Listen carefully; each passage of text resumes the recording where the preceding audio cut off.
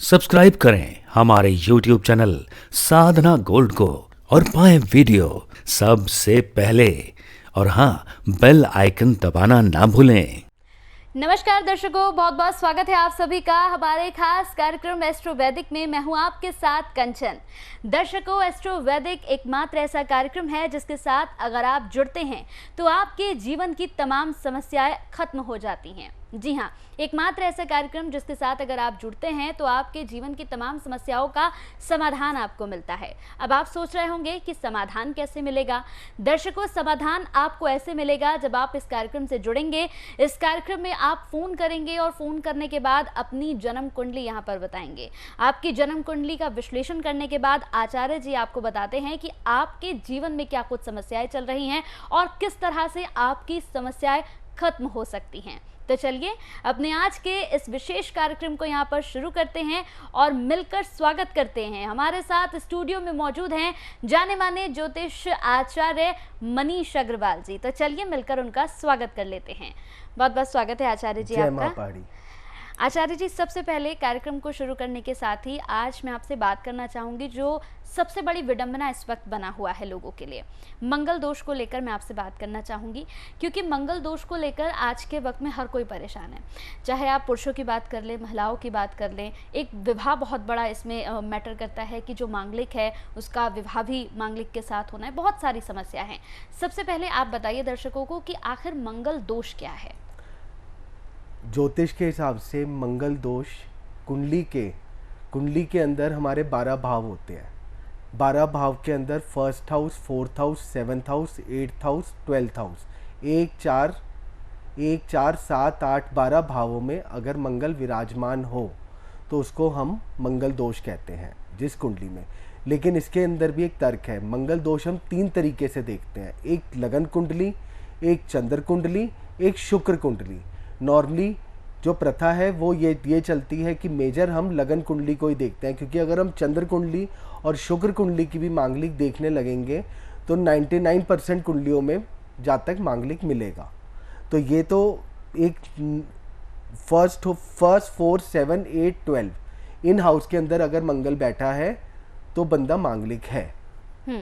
तो यहाँ पर अगर आचार्य जी हम बात करें, जिस तरह से आप मंगल दोष की बात कर रहे हैं, तो मंगल दोष को किस तरह से खत्म किया जाए इसके बारे में आप थोड़ा सा बताएं। देखिए, मंगल दोष कभी खत्म नहीं होता और मंगल कोई दोष नहीं है। फॉर एन एग्जाम्पल, क्योंकि मंगल की जो राशियां हैं 1 नंबर 8 नंबर, वृषभ राशि, वृश्चिक राशि के अंदर मेष राशि में मंगल बैठा हुआ है तो वो कोई दोष नहीं है, वो अपने घर का है, अच्छा है। इसी तरह अगर मंगल नीच का बैठा हुआ है तो मंगल दोष ज़्यादा होता है जातक को। शत्रु घर में बैठा है तो ज़्यादा खराब है, अपने घर में उच्च का है तो मंगल दोष नहीं है। प्लस अगर मंगल के ऊपर शुभ ग्रहों की दृष्टि है, शुभ ग्रह है गुरु, सबसे शुभ ग्रह गुरु है, उसकी दृष्टि है, उससे युति है, तो मंगल दोष में कमी आ जाती है। तो ये मंगल दोष से घबराने वाली कोई भी ज़रूरत नहीं है। लेकिन आज के समय में अगर देखा जाए आचार्य जी, तो लोग मंगल दोष से काफ़ी ज़्यादा घबराते हैं, लेकिन आप कह रहे हैं कि मंगल कोई दोष नहीं होता है। एक बड़ी समस्या और है आचार्य जी, जिस तरह से हमने काफ़ी बार सुना है, कई बार हमने देखा भी है कि अगर कोई भी जो व्यक्ति है वो उसमें मांगलिक दोष लगा हुआ है तो उसका विवाह उसी से होगा जो मांगलिक होगा। लेकिन कई बार क्या होता है आचार्य जी, लोग शादी करवा देते हैं, कहते हैं कि पूजा पाठ हो गई है, कई लोग बिना पूजा पाठ के भी करवा देते हैं, जिसमें आगे जाके बड़ी समस्याएं होती हैं। मैंने अभी आपको कहा दोष नहीं है, जहां पर मंगल अपने घर का है या उच्च का है या शुभ ग्रह से है। अगर मंगल शत्रु घर में है, नीच का है, तो मंगल दोष है। लेकिन मंगलिक की शादी मांगलिक से ही होती है, ये निश्चित है। अगर या तो मंगल दोष भंग हो रहा हो कुंडली में तो चीज़ एक अलग है, नहीं तो दोष है।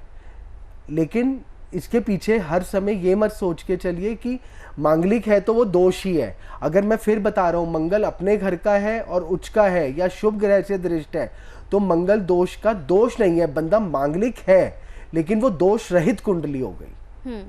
बिल्कुल।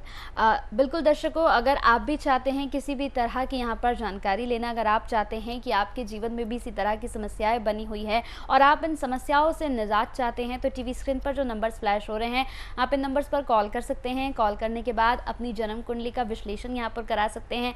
आचार्य जी खुद आपको बताएंगे कि आपके जीवन में क्या कुछ समस्याएं चल रही हैं, कुंडली में किस तरह का देखा जा रहा है, वो सारी चीज़ें यहाँ पर आचार्य जी आपको बताते हैं। तो आपको बिल्कुल घबराने की ज़रूरत नहीं है। अगर आपको लगता है कि आप मांगलिक हैं, आपका पार्टनर मांगलिक नहीं है, लेकिन फिर भी आप विवाह करना चाहते हैं, तो भी आप यहाँ पर जानकारी हासिल कर सकते हैं कि किस तरह से आप विवाह कर सकते हैं। टीवी स्क्रीन पर जो नंबर्स फ्लैश हो रहे हैं, आपको सिर्फ इन नंबर्स पर दर्शक को कॉल करना है। कॉल करने के बाद आप यहाँ पर जुड़ सकते हैं, अपनी समस्याओं को आचार्य जी से शेयर कर सकते हैं।